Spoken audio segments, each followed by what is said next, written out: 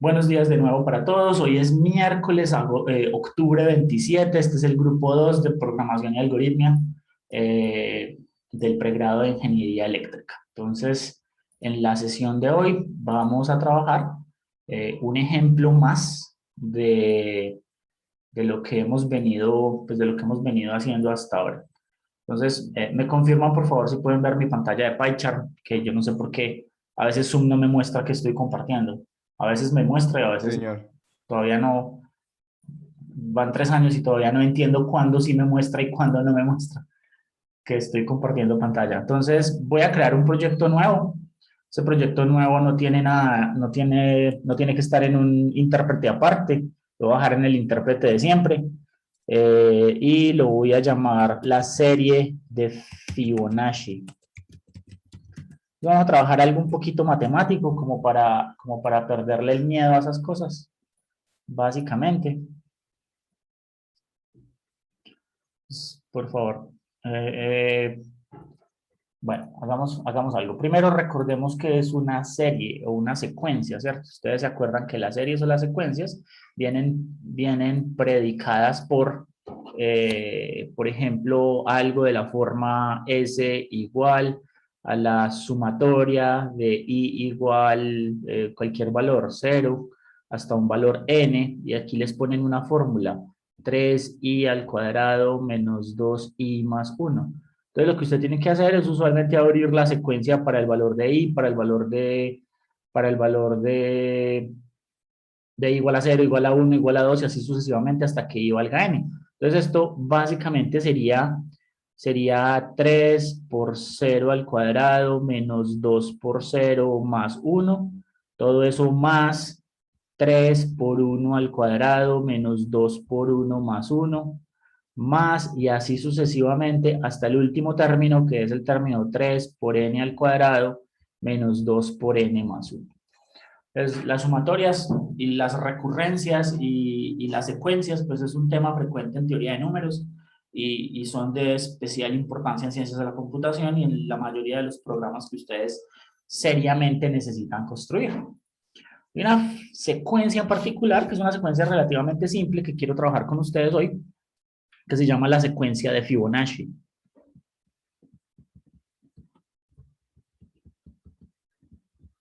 Esto aparece naturalmente en la naturaleza muchas veces, tiene muchas aplicaciones. Hoy me quiero concentrar en el aspecto matemático de ella más que en su utilización. Y en el aspecto matemático, la secuencia de Fibonacci está definida como una función de n, ¿cierto? Que es igual a el número anterior sumado con el número anterior al anterior, ¿cierto? Entonces, de esa manera, yo defino que esa función en 0, cuando n vale 0, es igual a 0, y cuando n vale 1, es igual a 1. Esta es la definición de la secuencia. ¿Sí? En la definición de una secuencia como estas, miren que hay una fórmula recursiva, esto se llama una fórmula, esto se llama una fórmula recursiva. ¿Por qué se dice que es recursiva? ¿Alguien me puede decir qué significa la palabra recursiva ahí?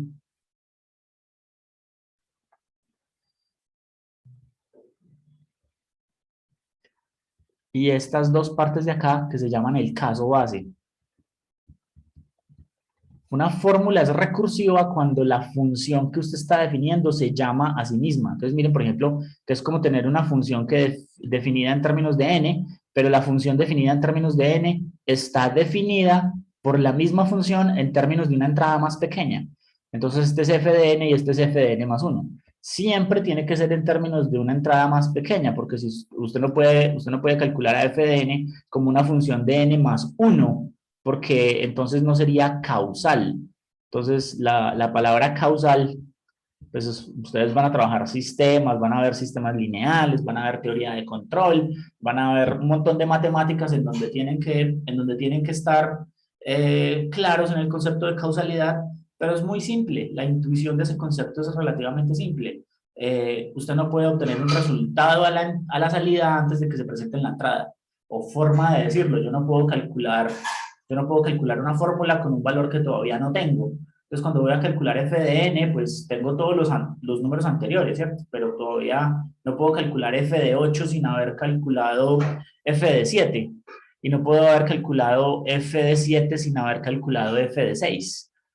Por lo tanto, mi fórmula es recursiva y causal siempre y cuando se cumpla esa secuencia. Pero si a mí me dan una fórmula recursiva que sea, o sea, que f de n sea función de un número futuro, pues, hombre, no puedo hacerlo.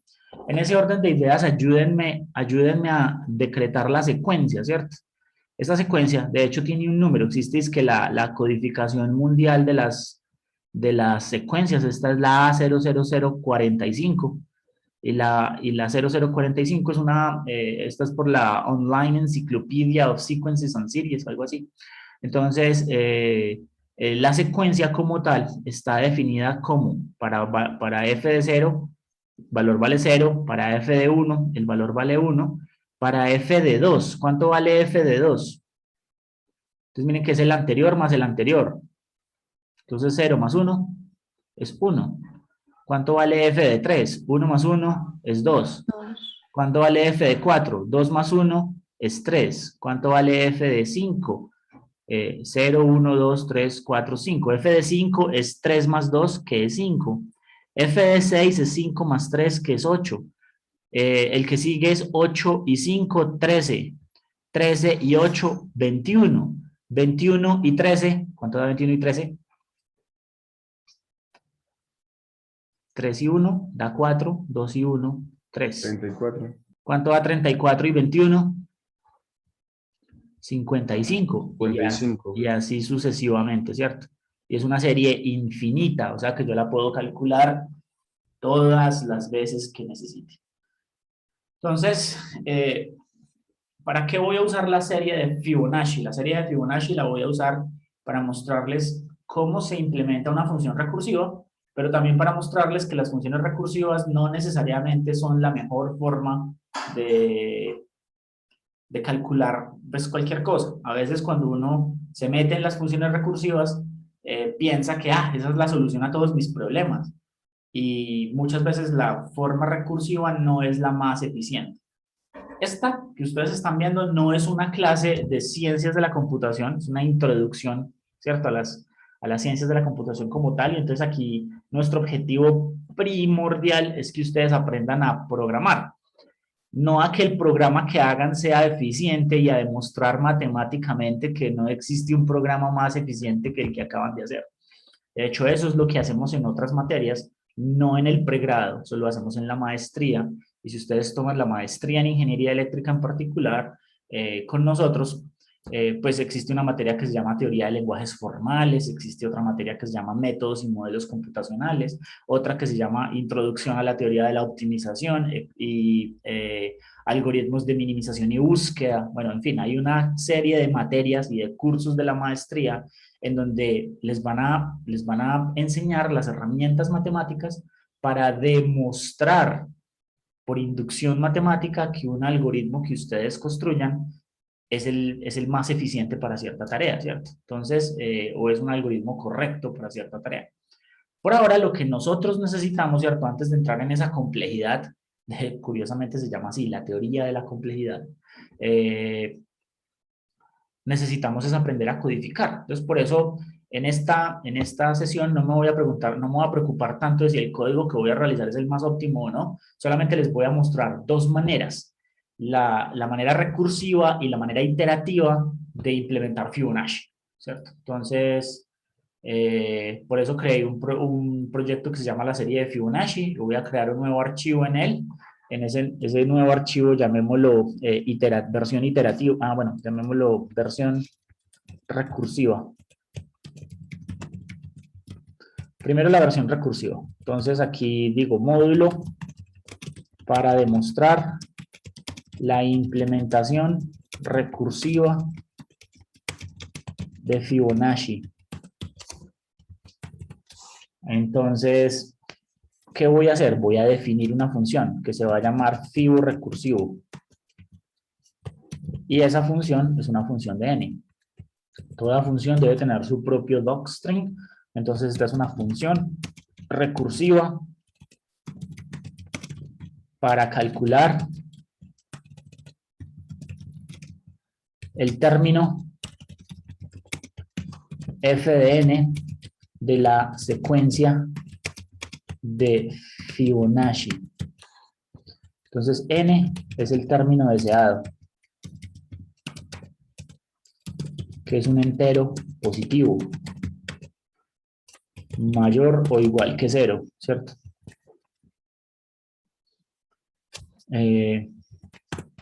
Si esto fuera una clase de matemáticas, ahí patinaríamos un rato en decir si en realidad el 0 pertenece al conjunto de los enteros positivos o de los números naturales que llaman, pero creo que ya en esta misma clase les he dicho que para efectos de ingeniería el 0 siempre hace parte de los conjuntos enteros positivos. Entonces cuando uno dice entero positivo incluido el 0, yo creo que eso no es necesario. Entero positivo se sabe que incluye el 0 desde el 90% de los aspectos de ingeniería prácticos.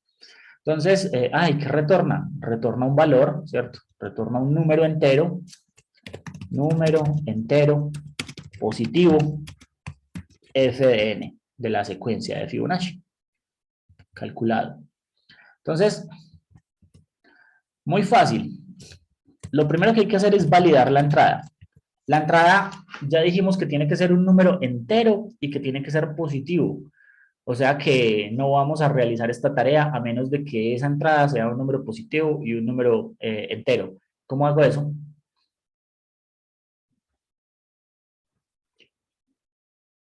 ¿Cómo chequeo que el número sea positivo? Entero positivo. Que sea Mayor que 0. Que es mayor o igual que 0, ¿cierto? Que 0. ¿Y cómo hago para determinar si el número es entero? Con int. Con int, sí señor, muy bien. Entonces, OR, ¿cierto? Si n es, perdón, yo aquí voy a verificar lo contrario, mire.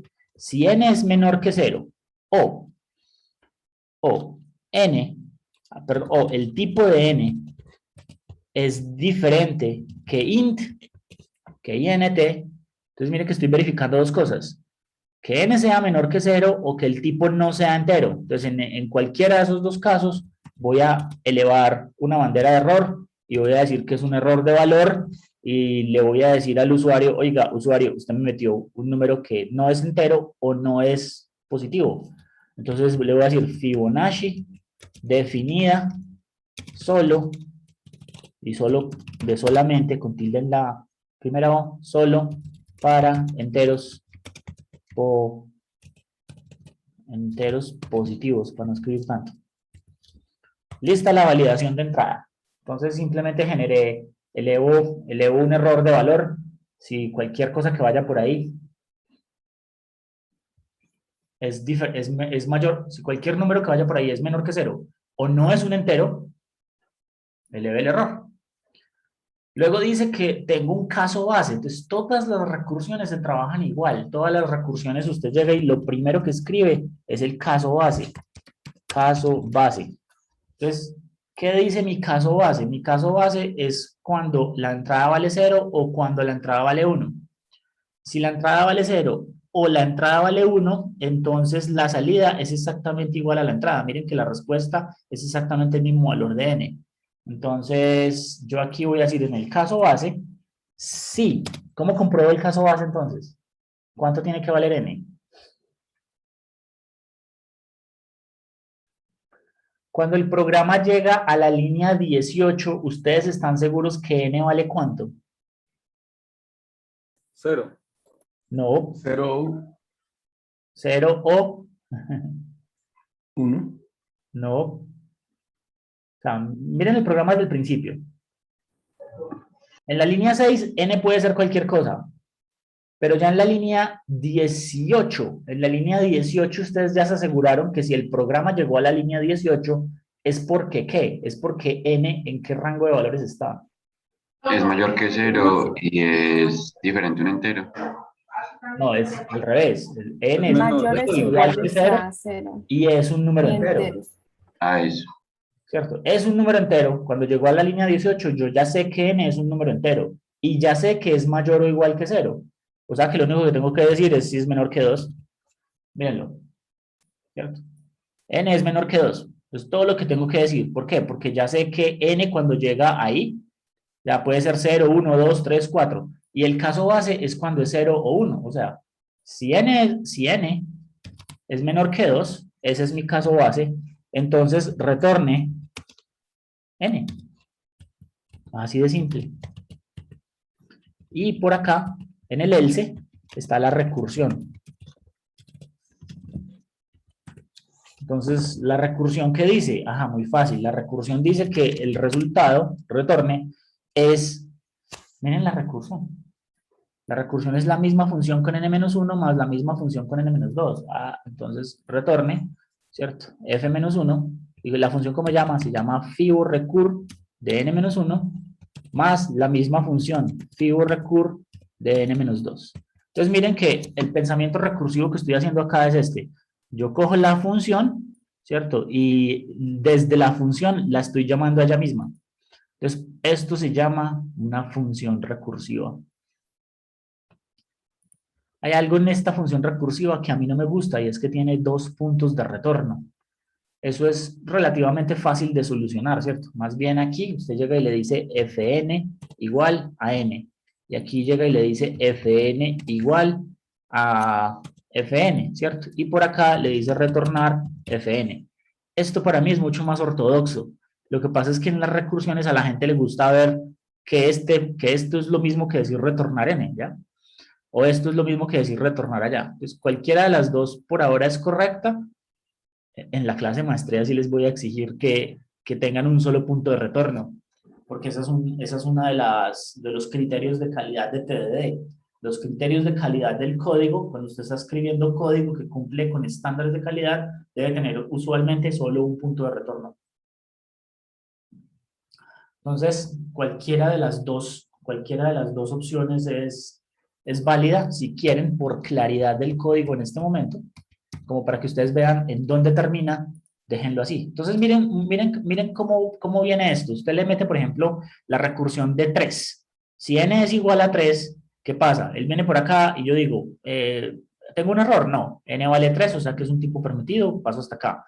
¿Es n menor que 2? No. Entonces voy a calcular. ¿Qué voy a calcular? Voy a decir que f de 3 es igual a la misma función con 2 más la misma función con 1. Entonces llego y vuelvo y corro por este lado, vuelvo y corro, o sea, vuelvo y entro ya con un 2 acá. Entonces, si quieren, hagámosla con un colorcito. Entonces, miren que si ustedes llaman f de 3, cuando llamen f de 3 le toca llamar a f de 2 y le toca llamar a f de 1 para poder calcular estas dos.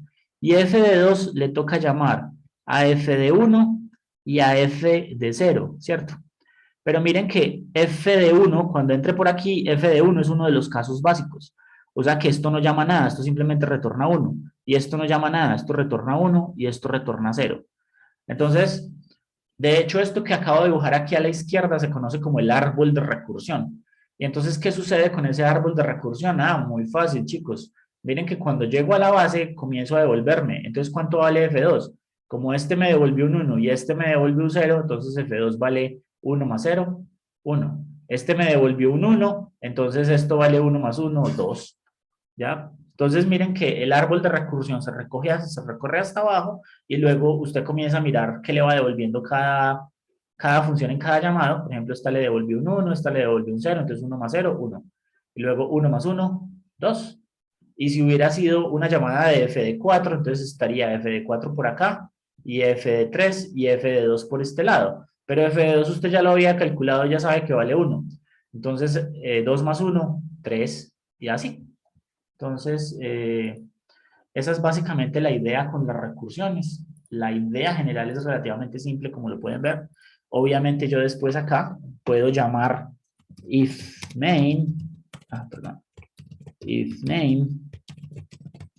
igual a main. Entonces, imprima el resultado de la serie de Fibonacci, por ejemplo, Fibo recursivo. Veámosle los 10 primeros números. Así como está, si lo corro, me devuelve únicamente o me va a imprimir únicamente el del número 10. Corrámoslo. Entonces lo corro y me dice, mire, el Fibonacci de 10 vale 55. Ese es el que habíamos calculado, ¿cierto? 0, 1, 2, 3, 4, 5, 6, 7, 8, 9, 10. Miren, sí, es la posición 10. Esa es exactamente la que habíamos calculado. Si quiero toda la serie, tengo varias formas de hacerlo. Puedo imprimirla antes de que la retorne, ¿ya? Para poder saber cuál me está devolviendo, o puedo simplemente hacer un ciclo for aquí abajo, ¿ya?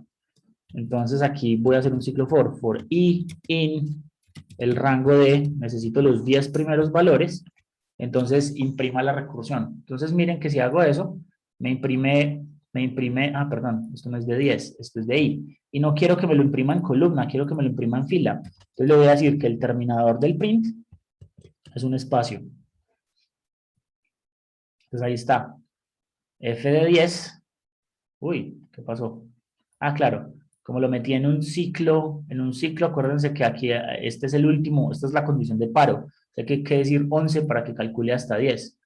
Entonces ahí están los 10 primeros términos de la sucesión. Si ustedes quieren, pueden decirlo, mire, quiero el término n igual a 10 y entonces aquí mete n más 1 para que el código sea absolutamente claro en que usted quiere el término 10, ¿cierto? Y si quiere los 10 primeros términos, eso es. ¿Qué pasa si quiero los 40 primeros términos? Los 40 primeros términos son esos. Inclusive miren que él se demora, que él tiende a demorarse calculando los primeros 40 términos, ¿cierto? Voy a parar ahí. Y les voy a dar 2 minutos a los que están. Primero, por favor. Bueno, primero las preguntas. Mariana, cuéntame. Profe, y si yo quiero que los resultados no estén así en horizontal, sino en vertical, ahí cómo podría manejar ese print. Solamente le quitas esto. O sea, le puse eso para que fueran horizontales, porque no los quería verticales. Ah, ok, listo, gracias, profe. Acuérdate que cuando no le cambio el end es un enter. Entonces el terminador de línea es una nueva, el carácter se llama line feeder, ¿cierto? No sé si recuerdas por allá uno de nuestros... Sí, lo recuerdo.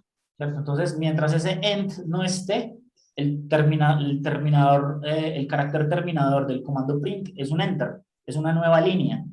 Entonces, yo le puse ese end para que no sea una nueva línea, sino un espacio. Y entonces, por eso me los está imprimiendo de forma horizontal. Si los quieres de forma vertical, pues simple, lo quitas y ya. Listo, profe, muchas gracias. ¿Alguna otra pregunta?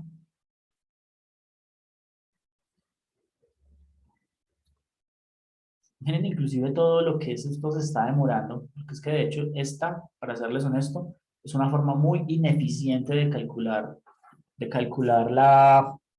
la recurrencia, y ya les voy a mostrar por qué. Pero por ahora voy a, bueno, no sé, más preguntas antes de continuar con lo siguiente. Entonces, pulgar arriba, por favor, si ya les funciona. Bueno, primero pulgar arriba si usted está programando conmigo, para yo saber si los espero o no, o a quiénes estoy esperando. Bien. Sí, profe, una esperita. Ya tengo entonces una idea de a quiénes estoy esperando. Entonces, cuando obtengan el resultado, no lo prueben con 40 porque eso se demoraría eternidades. Pruébenlo con 10 por ahora. ¿Sí?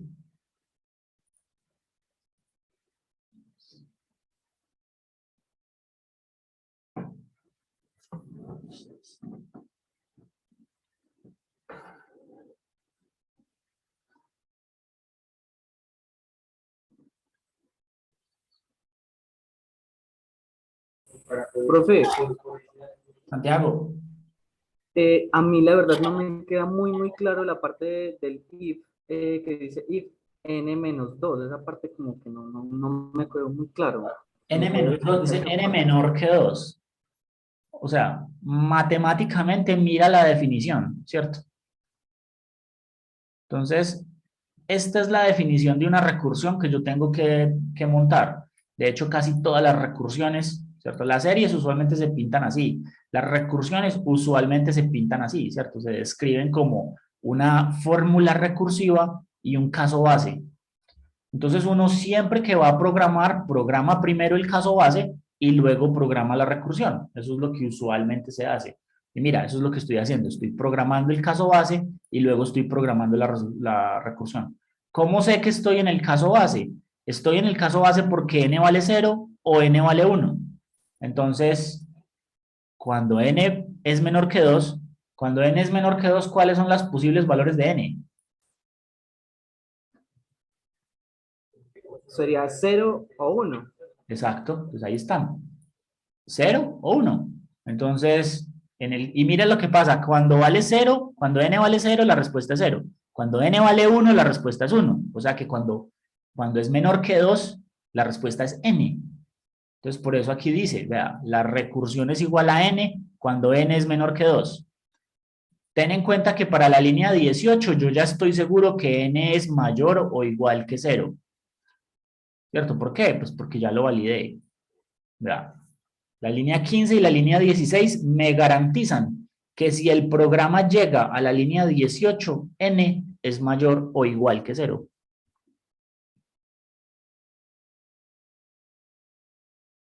Entonces, aquí lo único que tengo que mirar es si es menor que 2. Y si es menor que 2, entonces retorno n. O sea que los posibles valores de n son 0 o 1. Aquí retorna 0 o 1. Si n vale 0, retorna 0. Si n vale 1, retorna 1.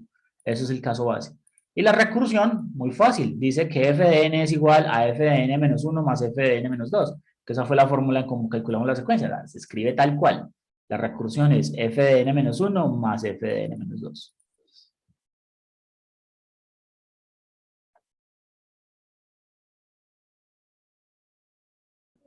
Listo, profe. Gracias, ya entendí. Bien.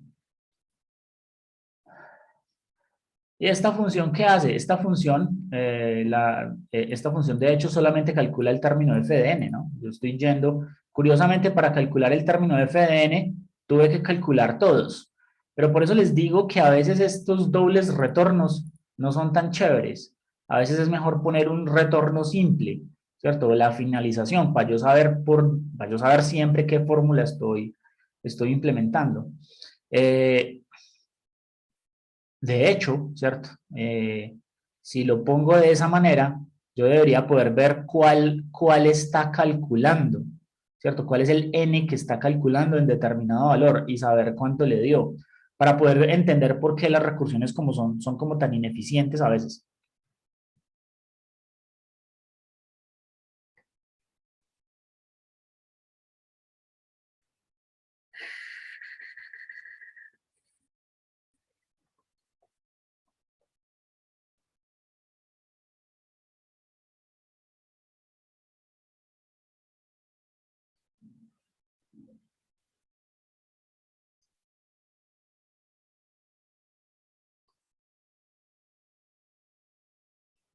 Ustedes me cuentan, chicos, cuando la tienen corriendo.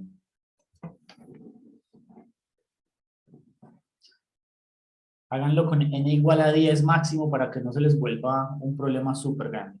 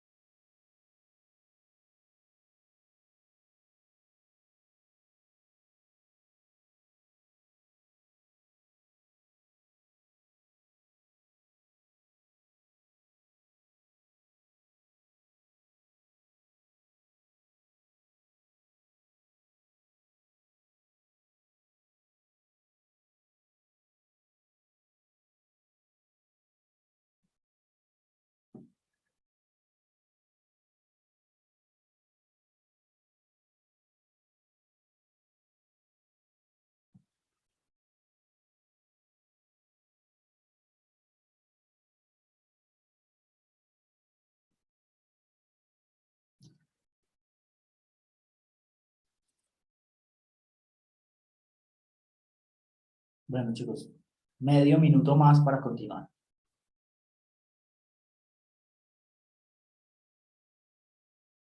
No probamos qué pasaba, por ejemplo, cuando hagamos un caso de prueba. Hagamos un caso de prueba por aquí, en donde simplemente llamamos la función, o sea, dígale que me imprima el resultado de llamar la función con -10, con un número negativo. Si yo corro este programa como tal, me hace lo que esperaba, ¿no? Value error.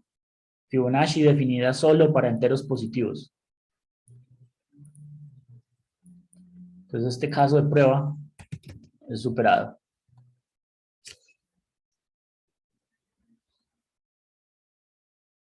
Pues, curiosamente en TDD, ustedes podrían hacer esto como caso 1, miren, acá. Caso 1, el caso de prueba 1, ustedes simplemente dicen try para que agarre el error, print, y aquí le dicen except, value error. Y si captura un value error, ustedes pueden imprimir, ¿sí? Prueba 1 correcta. ¿Cierto? Porque pues eso es lo que pasa, la prueba 1 está correcta, la agarró como debería ser, ¿no? Y luego hacen el caso de prueba 2, en el caso de prueba 2 pues ya pueden calcular un número en particular, por ejemplo, caso 2, el caso de prueba 2 es decir, if fibo recur de 10 es igual a 55, entonces imprima prueba 2 correcta o prueba 2 pasa. A veces uno simplemente dice pasa. En otro caso, imprima prueba 2 falla. Y pues en este caso tengo la prueba 1 y la prueba 2 pasan.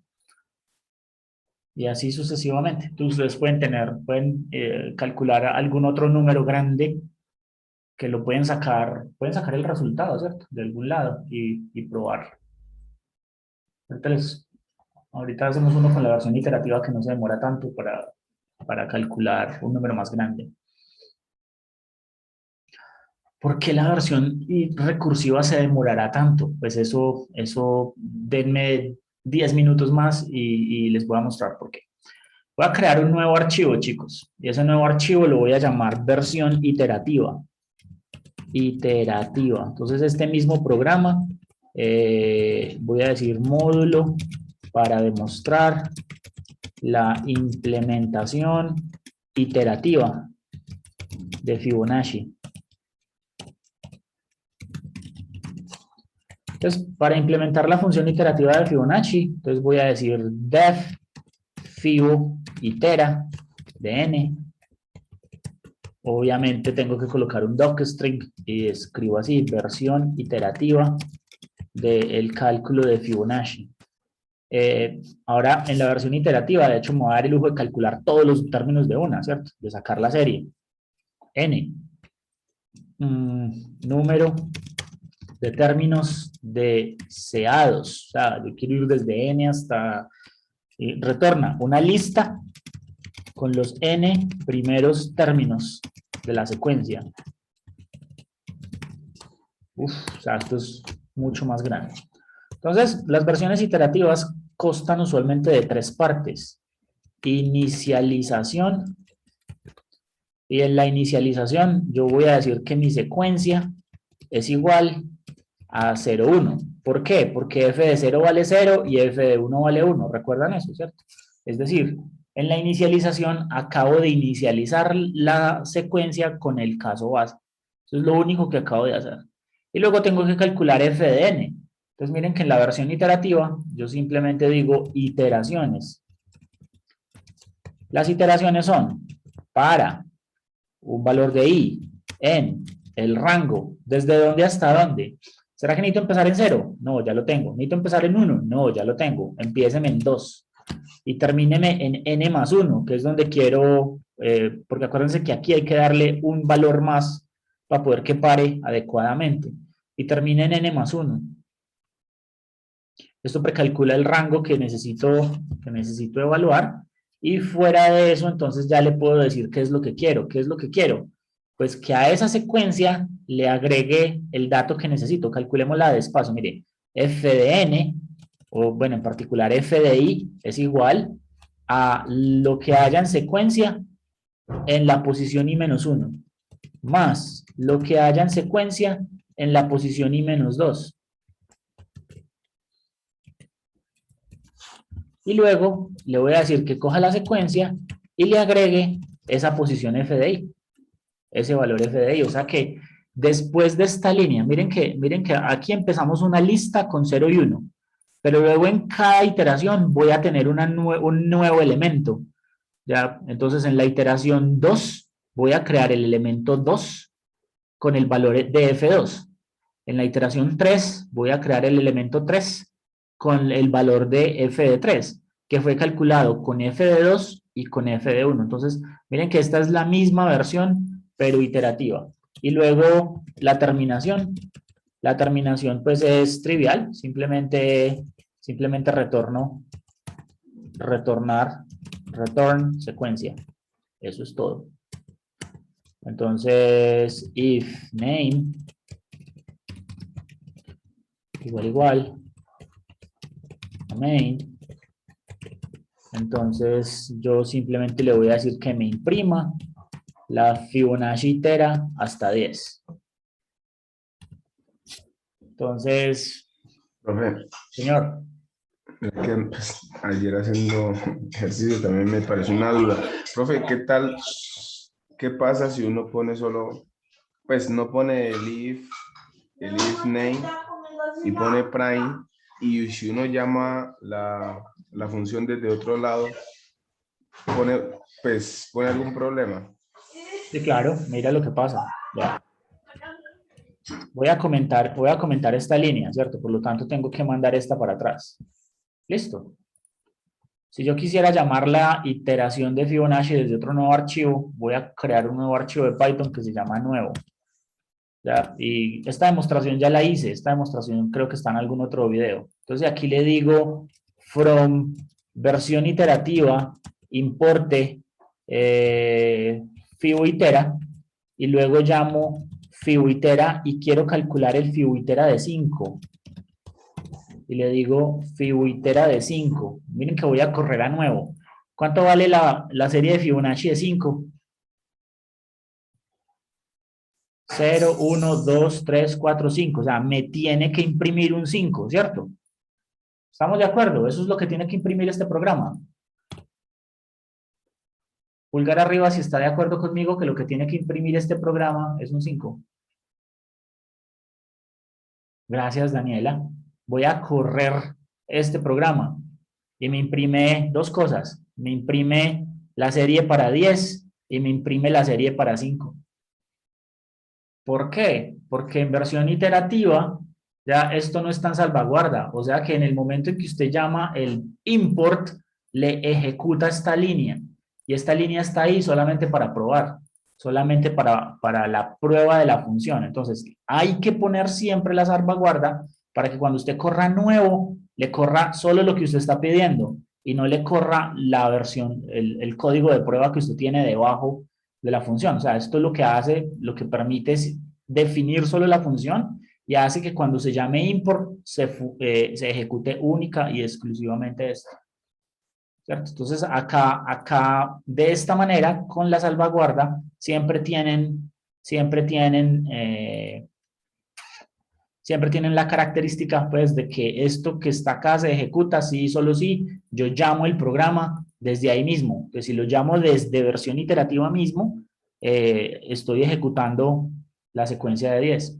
Bueno, miren que ahorita que tengo esta, ¿cierto? Si pongo un número muy grande, 40, me los calcula inmediatamente, ¿sí ven? Ahí están los 40 primeros términos de Fibonacci. En cambio, si me voy a la versión recursiva, y pido 40 términos, ¿recuerdan qué pasa? Quitémosle acá esto. Pidámosle 10 términos, por ejemplo. Cuando le pido 10 términos, me los imprime relativamente rápido. Cuando le pido 40 términos, mire, corre y comienza a calcularlos. Tan, ahí lo va, ahí va, va, va, va. Cada vez se demora más, ¿sí ven? Cada vez se demora más.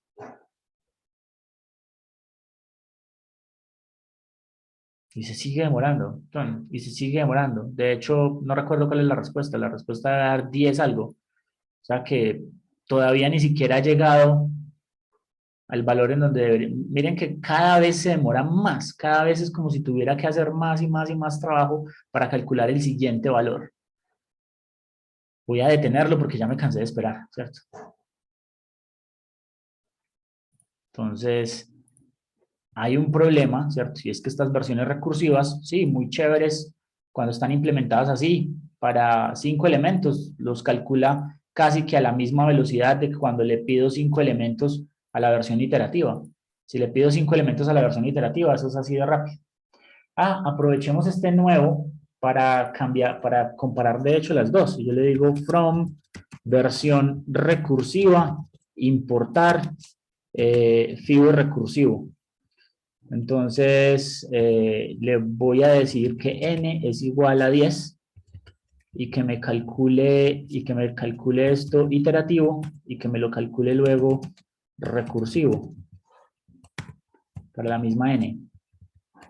Entonces, miren, le acabamos de dar un buen uso a esto. Entonces, aquí están los elementos de prueba de cada una de las funciones, de la recursiva, los casos de prueba de la recursiva y de la iterativa. Esos casos de prueba tienen la ventaja que solo se ejecutan si los llamo desde el módulo mismo, pero desde aquí que estoy importando los dos, pues primero funciona aquí. Pues primero funciona la versión iterativa y luego la recursiva. Miren que la recursiva solamente está imprimiendo el último valor. En realidad la recursiva no está imprimiendo todos los valores como lo está haciendo la iterativa. Y de hecho, ¿por qué imprime solo el último valor? Pues por la forma en cómo la tenemos marcada. ¿Qué les parece si hacemos una pequeña modificación aquí para que imprima valor por valor y no solamente el último? Entonces esa pequeña modificación va a ser exactamente eso. F de n igual, le voy a cambiar todos los puntos de retorno por un solo punto de retorno. De tal manera que aquí yo digo retornar f de n. Entonces, una de las ventajas que tiene tener un solo punto de retorno es que también, exactamente antes de retornar, le puedo decir que imprima f de porcentaje d, porque es un número decimal, igual, y aquí voy a decirle que, igual a porcentaje d, porque esto también es otro número decimal, y entonces aquí le digo que primero imprima n, y luego imprima f de n. Entonces, le acabé de decir que me imprima el f de n igual a tanto, ¿cierto? Como para yo saber n, cuál es el valor de n que le metí y cuál es el resultado. Entonces, ya con esta nueva instrucción, si ustedes quieren, corrámoslo primero acá, la función recursiva. Entonces, ahorita miren que para hacer los cálculos, está calculando un montón de cosas. Apaguemos todos los casos y dejemos solamente, a ver, apaguemos el caso de prueba 1, apaguemos el caso de prueba iterativo hasta allá y dejemos solamente este caso, o sea, solamente vamos a correrlo para calcular el valor iterativo de 10. Entonces, solo para calcular el valor iterativo de 10, miren todo lo que calculó, ¿cierto? Y es por el árbol que está haciendo, o sea, primero hizo f de 1, luego f de 0, luego f de 2, pero acuérdense que para hacer f de 3 le tocó volver a hacer f de 2 y f de 1. Y entonces para hacer f de 4 le tocó volver a hacer f de 2, f de 0 y f de 1. Para hacer f de 5 le tocó volver a hacer f de 3, f de 1, f de 2 y f de 0. O sea, si ven que para cada nuevo término está recalculando todos los demás. Eso obviamente hay formas de solucionarlas, ¿cierto? Hay una forma muy básica de solucionarlo, como para yo decir, pero es que no estoy haciendo algo inteligente, lo que yo debería hacer es, mire si el valor ya lo calculó, y si yo la calculó, saque el resultado que le dio antes y no lo vuelva a hacer, para poder que no haga el árbol de recursión completo. Pero esa es la razón por la cual la función recursiva se demora tanto cuando es implementada así normalita. Entonces miren la que ahorita en el programa nuevo que estoy comparando las dos, pues obviamente resolver hasta un valor, ¿cierto? Es muy rápido. Miren cuando le pongo el 40. Cuando le pongo el 40, esta vaina calcula y calcula y calcula y recalcula todos y recalcula todos y recalcula todos. Y por allá va como en 20 y no ha terminado, va en 21. Es el número más grande que hemos visto hasta ahora, 21. Entonces luego el 22 es otro número gigante, luego el 23 es otro número gigante. Entonces, mientras la versión iterativa terminó hace rato, los 40, la versión recursiva, pues así como está implementada, pues está recalculando un montón de cosas que ya había recalculado. Pregunta, ¿cuál creen ustedes que sea la solución?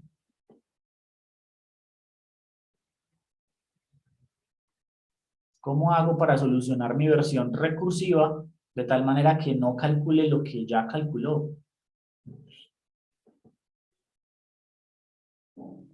Profe, y si pongo fn igual a fn más 1, o bueno, no más 1, sino más Eso, la siguiente iteración. eso violaría el principio de causalidad, ¿cierto? El principio de causalidad dice que no puedes obtener una salida antes de haberle producido la entrada.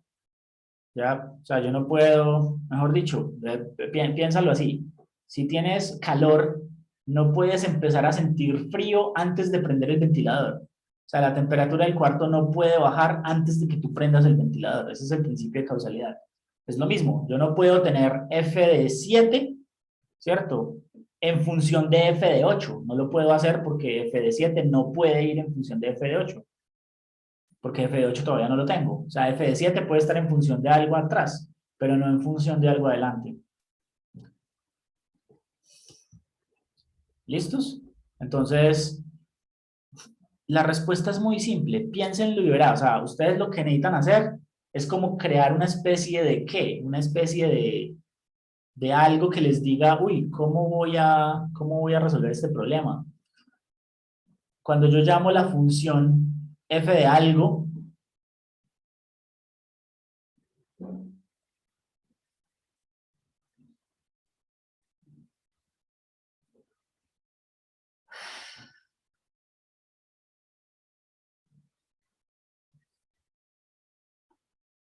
de todo lo que han visto hasta ahora en esta clase, y les garantizo que ya lo vieron, ¿qué podría ser lo que les sirve a ustedes para solucionar el problema de recursión?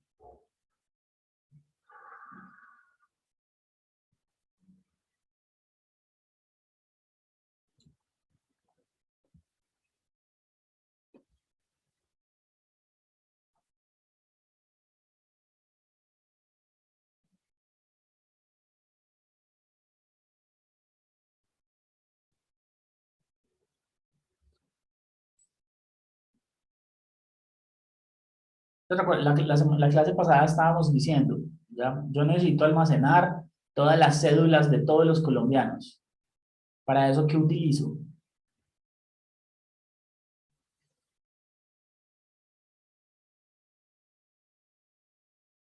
¿Recuerdan la clase pasada? En la clase pasada dijimos, necesito almacenar todas las cédulas de todos los colombianos. Un conjunto. Un conjunto.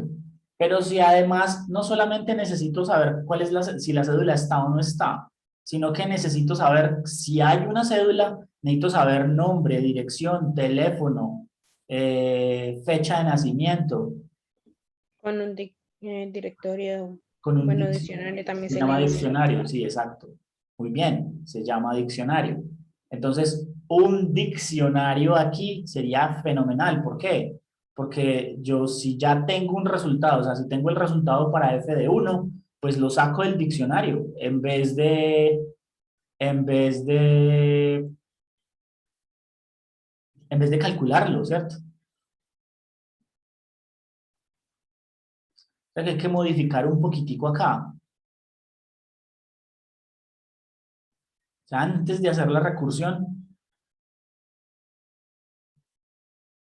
hay que preguntarnos si hay algo que puedo hacer, ¿cierto?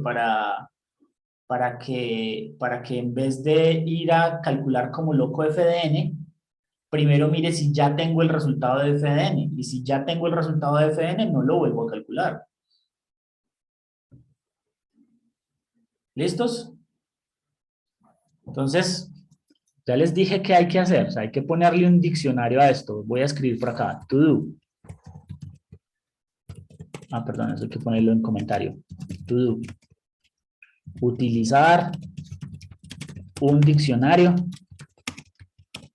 para que f de n no se calcule si ya lo ha calculado previamente.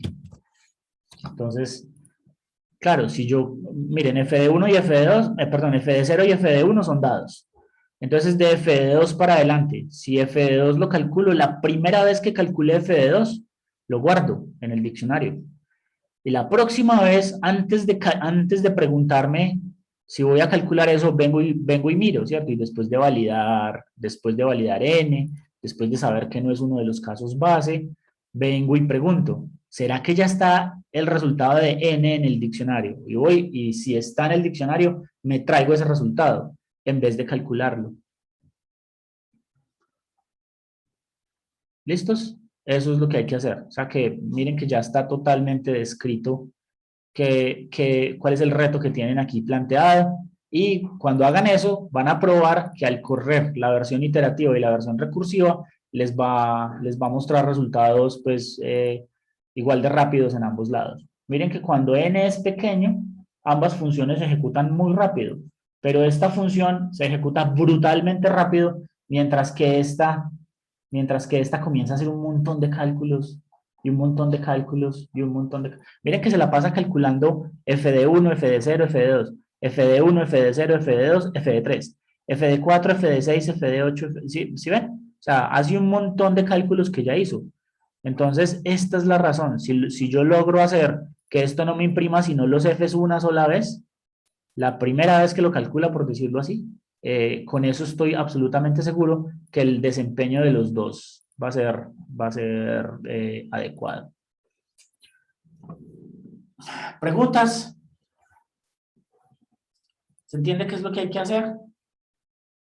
Entonces, ustedes tienen el concepto de diccionario. Lo único que les estoy pidiendo es pónganle un diccionario a este programa, pónganle un diccionario a esto, de tal manera que ese diccionario vaya almacenando los resultados que usted ya calculó, ¿cierto? Entonces, que la función no me llame cosas que yo ya tengo.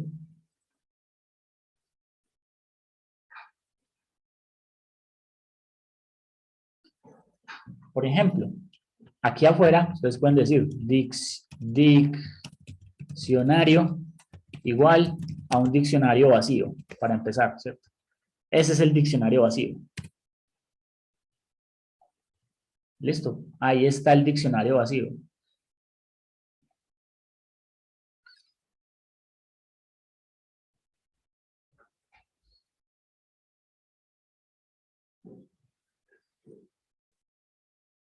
Entonces ya ustedes pueden utilizar el diccionario acá dentro de la recursión, ¿cierto? Agregándole los valores que no tenga y llamando de él los valores que sí ya tiene, de tal manera que el resultado que ustedes obtienen al final no recalcula cosas que ya tengan recalculadas. Claro, entonces aquí, por ejemplo, cuando les he mostrado, ¿cierto? Todos estos, f de 3 ya lo tenía hace rato, miren, f de 3 lo he llamado 20.000 veces y ya lo tenía como desde por acá. O sea que si tengo un diccionario, ese diccionario me va a evitar calcular f de 3 una, miren la 2,